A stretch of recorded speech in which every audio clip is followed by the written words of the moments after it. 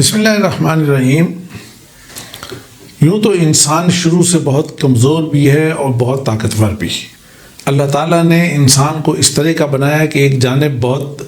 طاقتور ہے تو دوسرے لمحے یہ بہت کمزور بھی ہوتا ہے، لیکن انسان کی بے بسی جو آج انسانیت دیکھ رہی ہے، شاید اس سے پہلے اتنی زیادہ بے بسی اس نے نہیں دیکھی تھی۔ لیکن یہ بھی ممکن نہیں ہے کہ جو حالات آج بنے ہیں اور انشاءاللہ ہم بخیر و عافیت اس میں سے نکلیں گے، تو جب ہم نکلیں گے تو اس کے بعد کوئی تبدیلی نہیں آئے گی۔ تبدیلی تو آئے گی، حالات کا اثر تو پڑے گا، لوگوں کے ذہنوں پر بھی پڑے گا، لوگوں کے مزاج پر بھی پڑے گا، لوگوں کے کاموں پر، رویوں پر، لوگوں کے طریقہ کار پر اور ان کے جو بیہیویئرز ہیں وہ ساری چیزوں پر اس کا اثر آئے گا۔ اس لیے کہ جب بھی اتنے بڑے پیمانے پر کوئی چیز ہوتی ہے تو ہر سوسائٹی کے اندر کہیں نہ کہیں ایک اس کا اثر آتا ہے۔ تو جب یہ آئے گا تو اس کے بعد دیکھنے کی چیز ہوگی کہ جب وہ اگلے حالات ہوں گے تو اس میں سینیریو بنے گا کیا۔ اگر ہم ایک ہلکی سی پکچر اس کی دیکھیں تو میں یہ سمجھتا ہوں، میرے نزدیک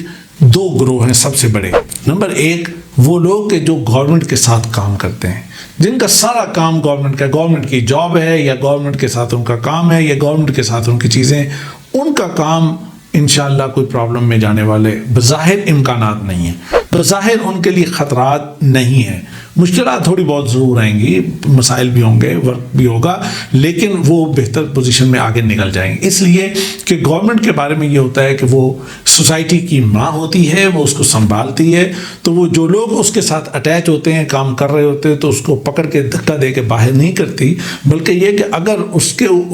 محسوس ہو کہ اس کا سائز بڑا ہو گیا اور اسے رائٹ سائزنگ یا ڈاؤن سائزنگ کرنی ہے تو تب بھی اس کا ایک خاص طریقہ کار ہے کہ جس کے مطابق اس کام کو کیا جاتا ہے۔ دوسرا ہے پرائیویٹ طبقہ۔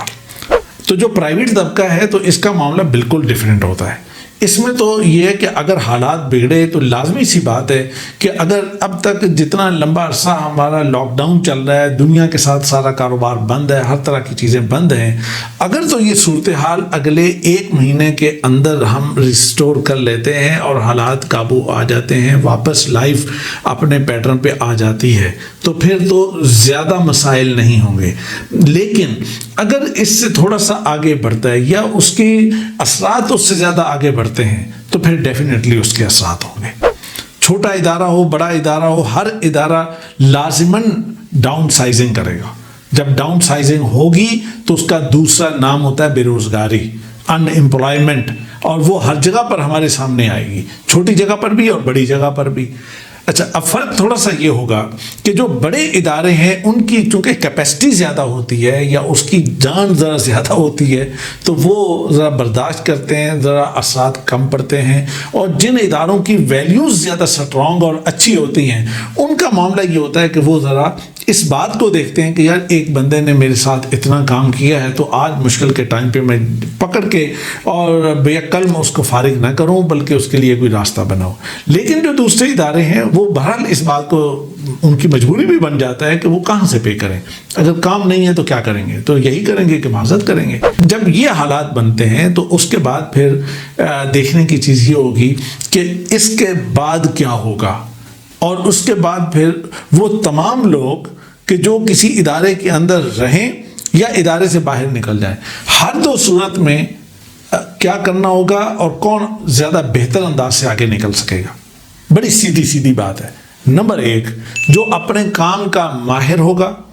ہر لحاظ سے اس کی کمانڈ ہوگی، وہ انشاءاللہ سروائیو کرے گا، اس کے لیے کوئی پرابلم والا مسئلہ نہیں آئے گا۔ دوسری چیز،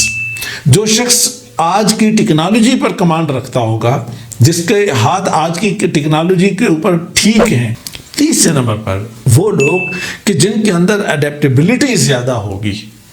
یعنی جو بدلتے ہوئے حالات کے اندر اپنے آپ کو ایڈجسٹ کرنے کی صلاحیت زیادہ رکھتے ہوں گے، اپنے آپ کو مولڈ کر سکتے ہوں گے کہ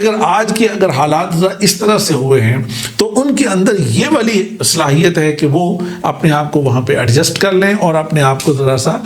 مولڈ کر کے اور فکس کر لیں۔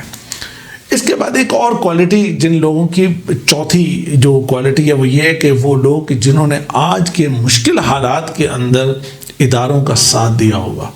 وہ لوگ بھی سروائیو کریں گے، اور ادارے ان کے ساتھ بھی چلیں گے اور ان کو اپنے ساتھ رکھیں گے اور ان کو اپنے ساتھ لے کے چلیں گے۔ پانچویں اور آخری چیز یہ کہ آج کی نئی ضروریات کے مطابق جنہوں نے اپنا اسکل سیٹ اپڈیٹ کیا ہوگا، اگر آپ نے نیا اسکل سیٹ بنا لیا اور اسے اپڈیٹ کر لیا اپنا، تو میں یہ سمجھتا ہوں کہ آپ کے لیے کوئی پرابلم والی بات نہیں ہونی چاہیے۔ آپ بہت آسانی سے